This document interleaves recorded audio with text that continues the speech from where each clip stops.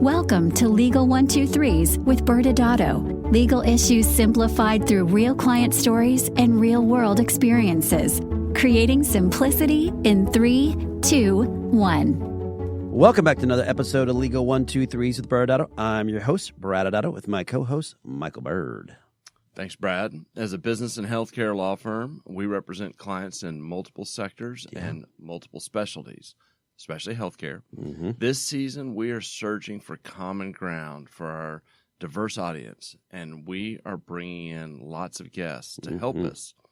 This season's theme is the universal language, business. Michael, I feel like there's something, you have a smile on your face, and something's going on. I can't figure out what's going on with you right now. You look very suspicious. I'm not thinking of a way to make fun of you. Okay. No, seriously, I know you're going to be excited by today's guest because I see a direct connection to several of your favorite things, not the least of which is Star Wars. Okay, because this is about me so far, I'm very interested. Of course. I know how to meet you where you are, Brad. Our guest today was previously an executive at the Walt Disney Company. Oh, my God. I bet you he knows me. You know, I've been owning stock in Disney since I was 10. I'm sure I remember him mentioning that at some point. Yeah.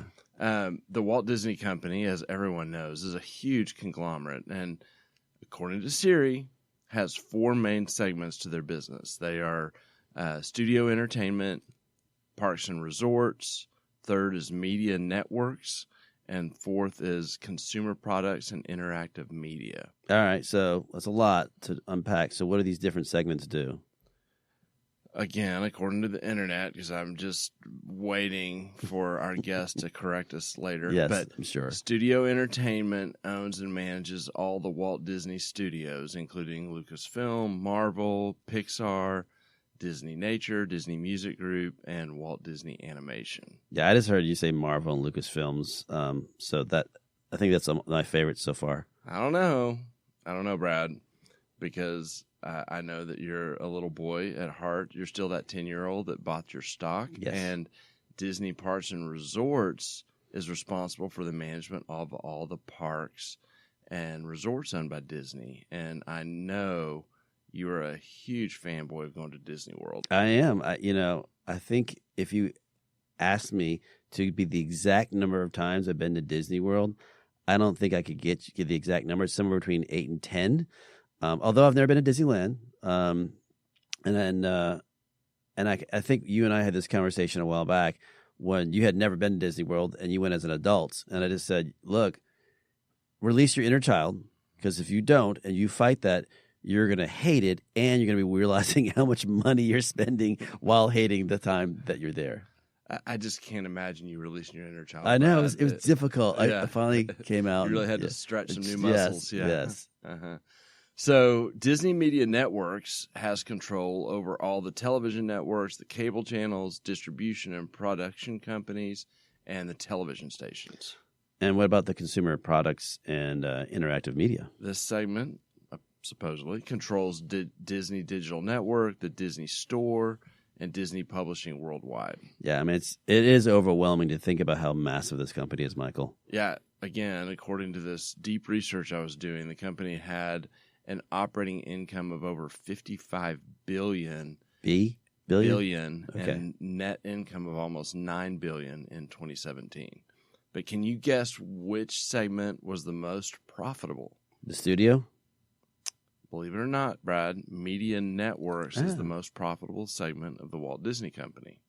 I really think our guest is going to correct you in so many different levels, Michael. I'm starting to sweat a little bit, actually. Well, before we bring him on, okay, we had a little insight already that you're basically a little boy still. Sure. But I think we need to dive a little deeper because I really want the spotlight to be on you a little longer. I love it. And I know Keep you going. love it. Yes. Say more. I know. So I have 3 questions to highlight just how much you love Disney. Ready.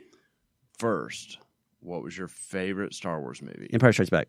And the original one, because not the one that got remade. The original. Everybody knows that. Are you sure about that? Yes. Okay.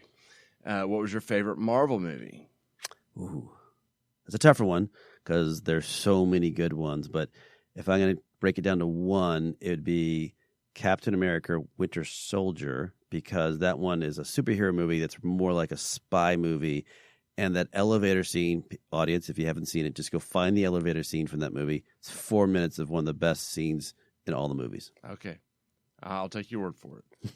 What's your favorite ride at Disney World? Okay. 8-year-old Brad, or whatever I was when I went the first time, obviously Space Mountain.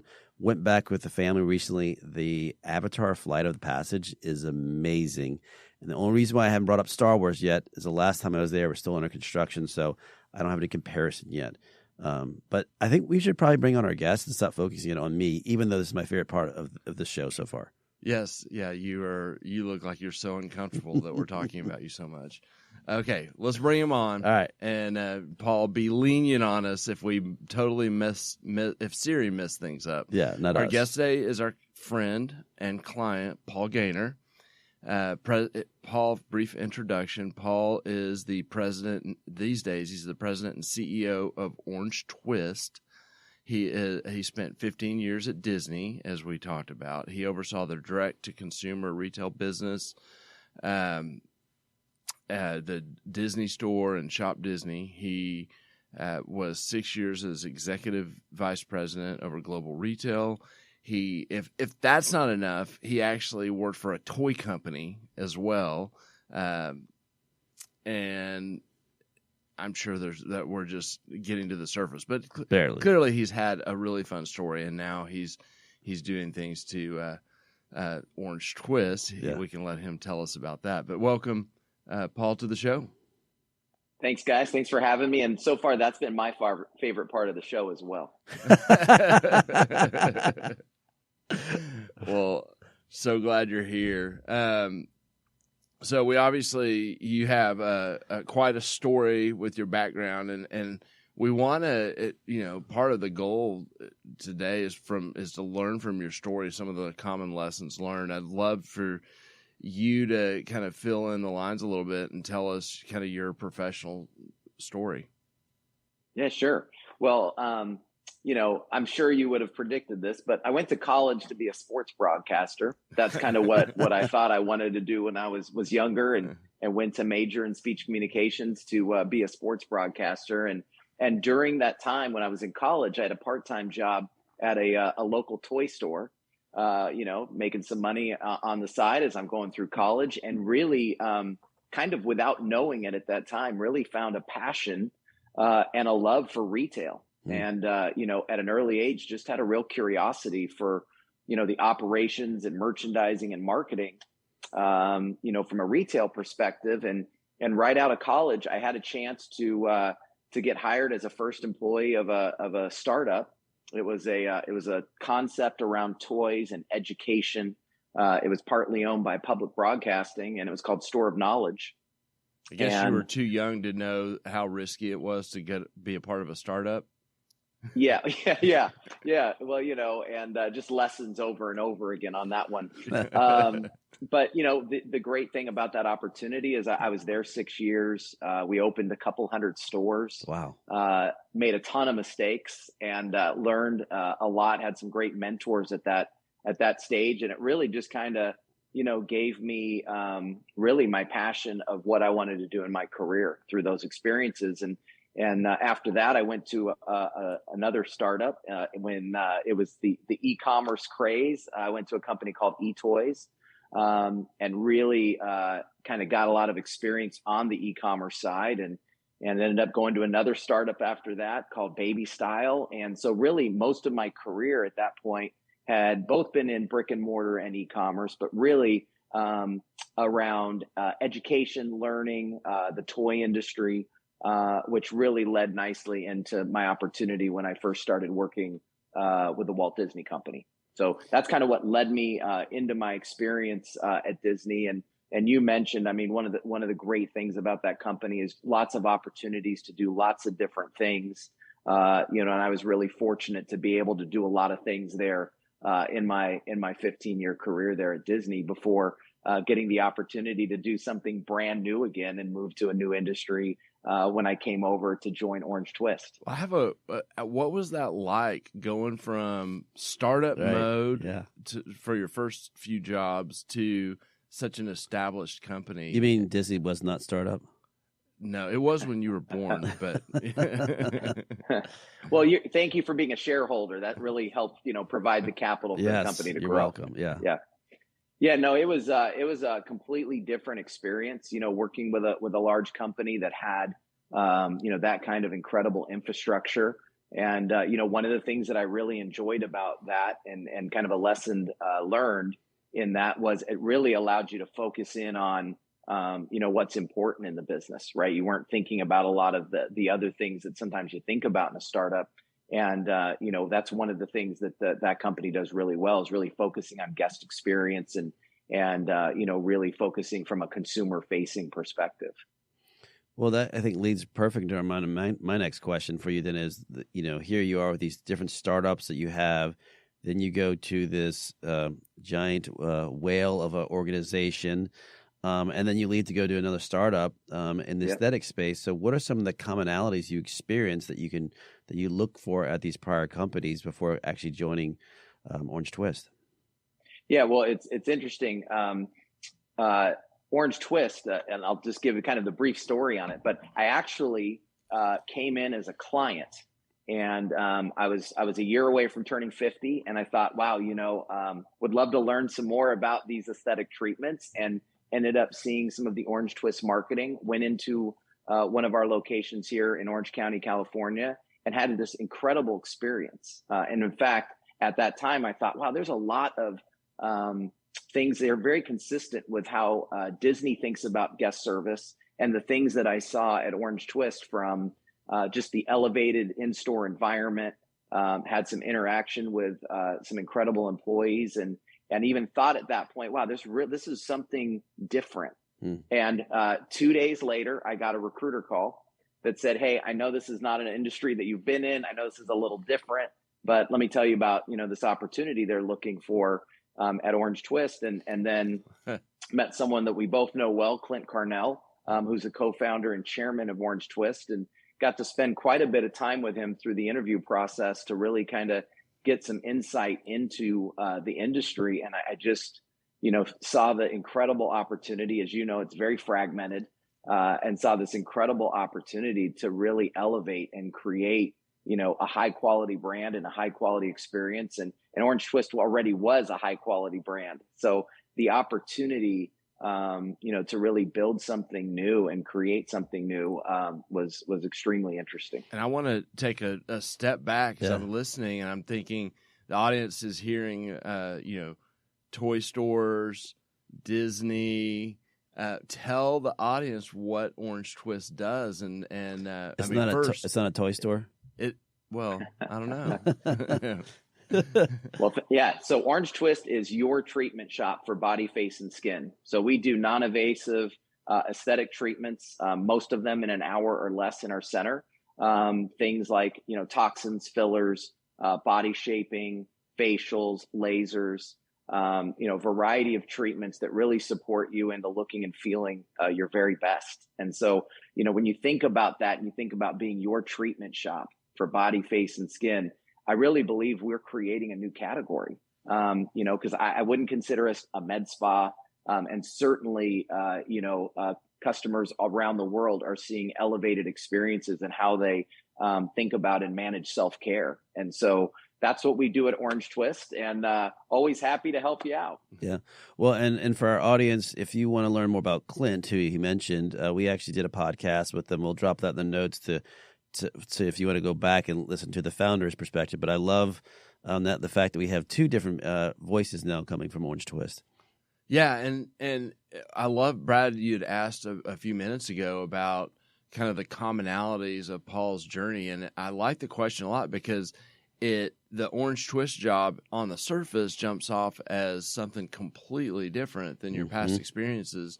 But I know from talking to you, Paul, in the past that there actually is a lot of commonality in kind of how you view things, with your retail lens on.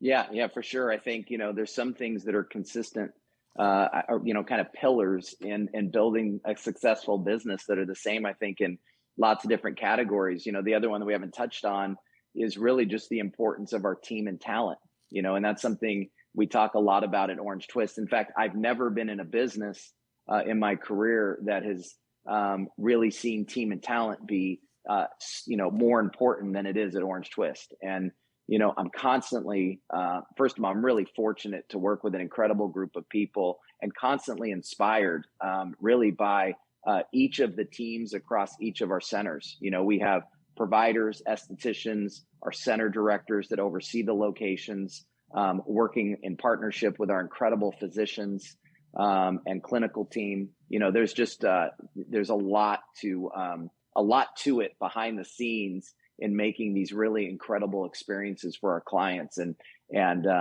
team and talent and culture and leading those things, I think are important in every business, but especially in something that is so personal in what we do at OrangeTwist, even makes it that much more important.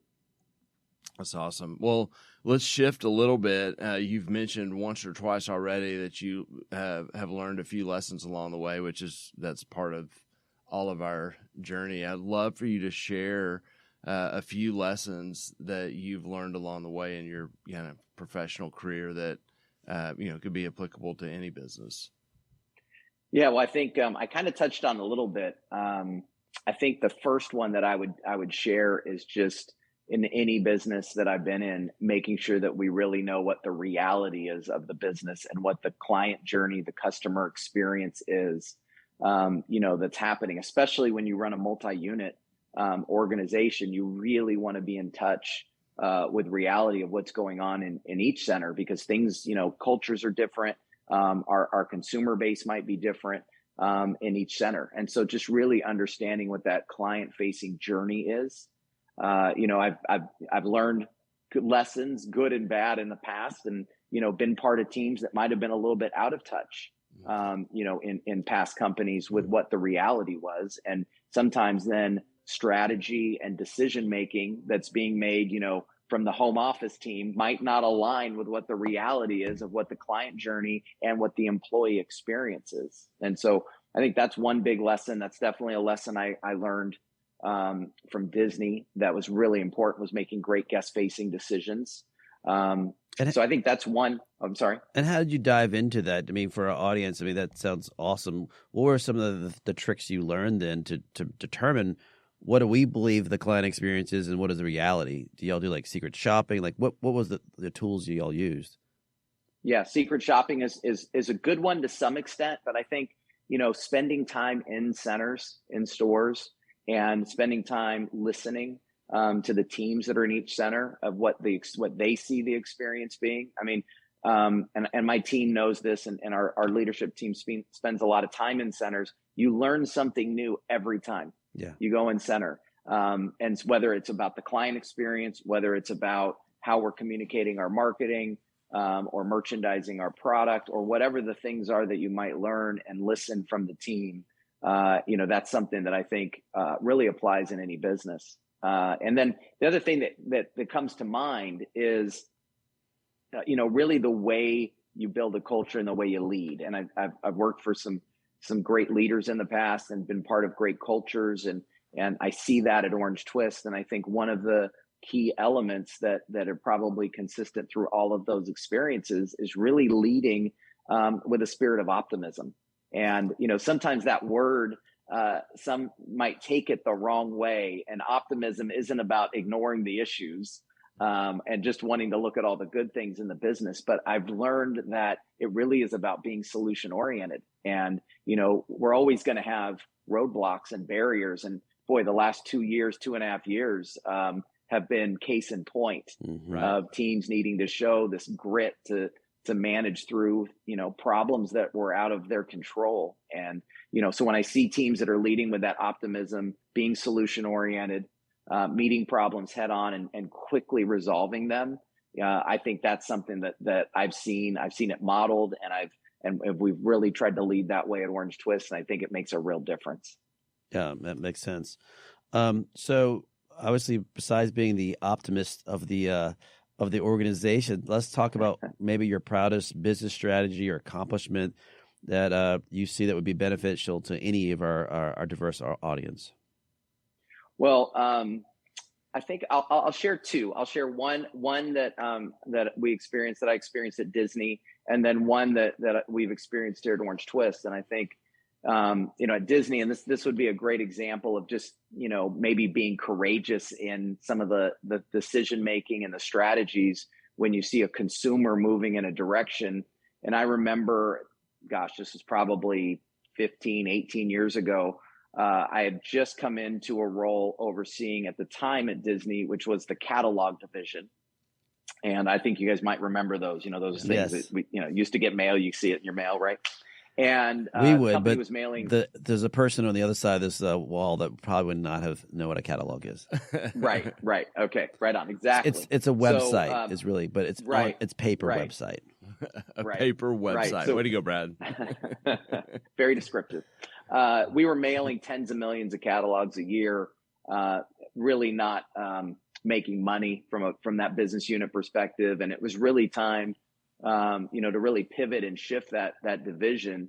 And we made the decision to not only just scale back the catalog and try to transition into e-commerce or other lines of business. We actually eliminated the catalog and completely reorganized the entire team, bringing in expertise around e-commerce and digital marketing, and really building out the e-commerce business, and not being being pretty fearless and not worrying about the revenue that we were going to lose by eliminating, again, tens of millions of catalogs we were mailing a year, driving pretty good revenue, and shifting that and doing something completely different. And while there were bumps in the road through the whole thing, the keeping the North Star of where we were going was really important. And I think looking back at that and obviously, all of the benefit of that, it was a great lesson learned in where the consumer was going. And then fast forwarding, to the last couple of years, I think that, and I'm sure there's people that are listening, everybody's got a story, about how resiliency and grit got teams through, COVID. And 2020, let's hope that's the most challenging year we all ever have to go through in a lot of areas of life, but especially, or, specifically in the business side. And really proud when I look back at the team that managed through, those difficult times, made very difficult decisions. But at OrangeTwist, we didn't stay stagnant, and we didn't sit around as you both know, waiting, for the other end or the light at the tunnel. We made some significant changes in our organizational structure. We had areas of the business that were outsourced: marketing, finance, accounting, HR, the call center. We brought them all in-house. We actually built a team through that time because we knew when we came out of this that we were going to be in growth mode, and we needed to have the right team and talent to be able to grow. And I look back at those things that we did in 2020 and 2021, and that team now is in place. And, we have 15 stores right now in 5 states, and we're looking to double that footprint by the end of next year. And it's because of a lot of the decisions that were made during that time. And what strikes me, there is that, for both of those things, there's that element of being courageous where there's a jumping off point where you are leaving what's comfortable and taking a step that you have a vision for what it's going to lead to, but there's a reason it's a risk it's a risk for a reason, is that they could go wrong. That's really cool. Yeah, and I can't imagine going back to whatever it was, 18, 19 years ago, as you said, when you went from sending out those giant mailers, how much pushback you must have received from those who designed the book, from those who shipped the book, for those who talked about, look how much revenue. I mean, that shift, that mentality of choosing to say, we're going to send you something versus we're going to make you interested in something and you're going to come to us virtually, has been a huge, there must have been a lot of bumping of heads, as I guess I keep thinking back to that time frame. Because now, of course, if you said that conversation, like, we're going to go digital, everyone's like, well, where have you been? Right? But And as you know, as an avid Disney fan, there's a lot of passionate fans that love the catalog as well, right? Yeah. So not only were there internal challenges, because it kind of felt a little crazy, but then you're also thinking about the guest facing experience and making sure that you're doing the right thing from that perspective too. So yeah, and it's been the same thing. You see that kind of time and time again. You can be a little more courageous if you really know where the consumer's going. I think you can feel a little more comfortable, and that's why I think that's so important. So, and I think you said something earlier than this is the ability to see. You said follow your North Star, but also everything that's happening. You have a feel for what's going on with your customer base, and then being able to shift towards what they need. So that's, I'm taking different pieces of what you've said throughout this the show, but it's an amazing story. Well, believe it or not, we've blown through our time slot for today. I can't believe it. I feel like we just got started. I know. I want to go deeper into Disney. Is that a problem? You want to talk about Disney, or you want to talk about Brad? I want to talk about Brad's experience at Disney. Oh, okay. Hey, Brad, we can set up a touch base anytime you want. I got no problem having a chat. I did have one follow-up question. When you were in college and you want to be a sports, was there a particular sport you were going to call? Yeah, in my mind, it was going to be baseball or basketball. That's what I played in high school. I love sports. And so I thought, man, how cool what a cool job that would be. I hadn't really thought it all through, by the way. Yeah. But what a cool job that would be, to be traveling and be part of a team, and do that. So that's at least what was in my, my 21-year-old brain. There you go. Fair That's enough. Awesome. Well, what we'll do is we'll say bye here. We're so grateful you came on. We'll go into a commercial. And then on the other side, Brad and I will do a little wrap up with any legal insights. Appreciate you coming on. Sounds great. Awesome. Thanks, you guys. Thanks for having me. Appreciate it. Absolutely. All right. Bye. Many business owners use legal counsel as a last resort rather than as a proactive tool that can further their success. Why? For most, it's the fear of unknown legal costs. ByrdAdatto's Access Plus program makes it possible for you to get the ongoing legal assistance you need for one predictable monthly fee. That gives you unlimited phone and email access to the legal team, so you can receive feedback on legal concerns as they arise. Access Plus, a smarter, simpler way to access legal services. Find out more. Visit ByrdAdatto.com today. Welcome back to the Legal 1-2-3s with ByrdAdatto. I'm your host, ByrdAdatto, with my co-host, Michael Byrd. We're still here. We had we've been, throughout this entire season, Michael, we have been searching for one thing, that common ground of the universal language of business. And wow, what a way to kind of end the season by bringing on Paul. And Paul Gaynor brought in so many insights of a career in multiple different startups, a big powerhouse like Disney, and obviously now into the aesthetic space with another startup, OrangeTwist. And what we learned today is that, I think we've heard this others, taking risk and being bold is an important element to the entrepreneur side. I mean, that's, but you also need to make certain shifts, no matter what happens, and being able to predict that based on your customer experience. But a couple of takeaways I hope our audience heard him say, and I just want to point out from a legal perspective. I know we maybe could also get into the e-commerce piece in a second, but one of the things he said is like, we don't really consider ourselves a med spa, right? We really consider ourselves a place where customers come for skincare, and we're more of a skincare company. And and I've heard this from other people. Well, I'm not a med spa, I'm just an IV bar, or I'm not a med spa or an IV bar, I'm just a wellness center. And so the terminology is important for the branding of who you are and how you want to present yourself to the public. But just remember, just because you say it so, I'm not a med spa, or I'm not an IV bar, I'm just a wellness center, doesn't mean that you still don't have to comply with all the regulations of your state or FDA, or FTC, whatever it is, because the moment that you obviously are touching a patient or a consumer, and you affect them by giving a treatment plan, or end up piercing their skin, or affecting their deep penetration of some sort, all of that means you're practicing medicine in almost every single state. So be careful that, and we just full disclosure, since OrangeTwist is a client, we know that this is not what they're doing. But if you are going into this space, don't think that you can just say I'm a skincare company, but I do IVs and I do laser, and therefore I'm not practicing medicine. So be very careful of just being careful of the compliance piece. And I think of the e-commerce piece, there, there's some other takeaways maybe you can give.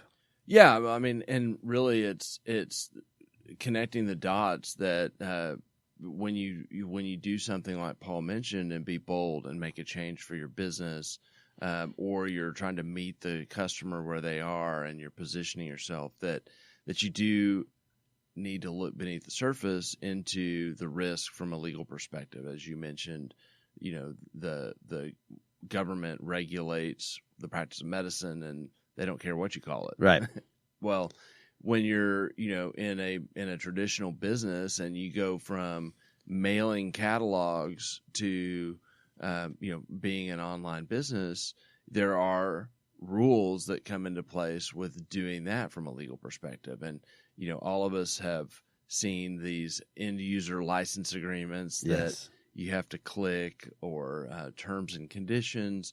And so, there's a host of legal hurdles that come into play whenever you make a shift in your business, and you want to make sure that you go in kind of eyes wide open and work through that, because you certainly don't want to take this massive risk, have success, and then get kind of a gut punch because you did something incorrectly. Absolutely. Well, Michael, believe it or not, this is the end of season 8. I know. I mean, audience members, I know you're crying. Don't worry. Just wait. Follow us on social media, and we'll be announcing, guess what? Season 9 coming soon. Thanks again for joining us today. And remember, if you like this episode, please subscribe, make sure to give us a 5-star rating, and share with your friends. You can also sign up for the ByrdAdatto newsletter by going to our website at ByrdAdatto.com.